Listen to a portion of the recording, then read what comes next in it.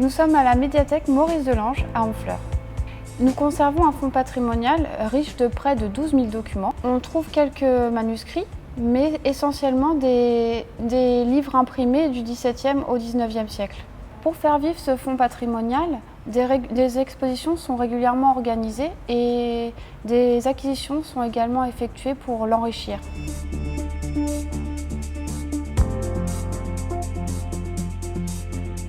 Ces dernières années, nous avons acheté par exemple des lettres de Stéphane Mallarmé et de Charles Baudelaire, ou encore un manuscrit de Jean Cocteau sur le compositeur honfleurais Éric Satie.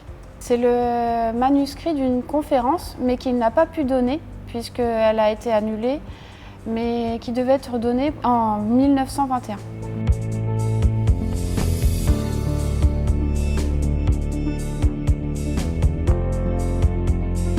Normandie Livre et Lecture est intervenue à Honfleur en 2021 afin de signaler les manuscrits et pièces d'archives qui n'étaient pas encore répertoriés. Parmi les documents qui ont été traités par Marie Leroux, on trouve notamment la lettre de Stéphane Mallarmé, la lettre de Charles Baudelaire ou du navigateur honfleurais Hamelin.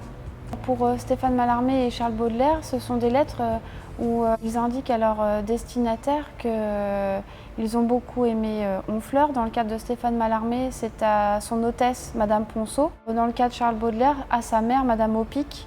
Ce qui est intéressant dans ces lettres, c'est d'avoir le regard des écrivains de l'époque sur la ville et l'image qu'ils en avaient.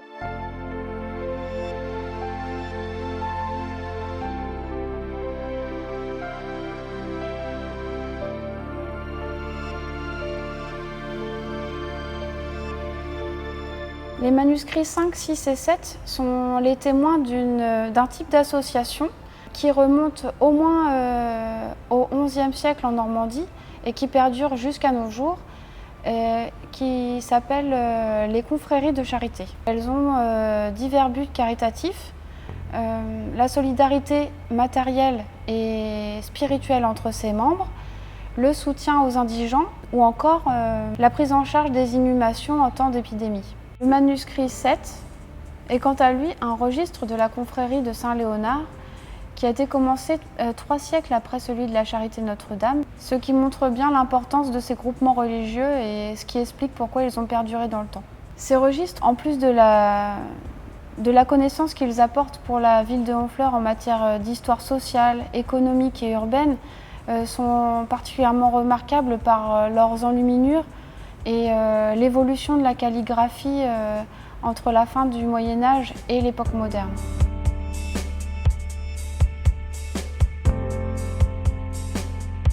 Auparavant, seuls 4 manuscrits étaient décrits dans le catalogue général des manuscrits et désormais, grâce à ce signalement, les chercheurs, le grand public, les étudiants pourront découvrir 53 autres manuscrits et pièces d'archives issus de nos collections.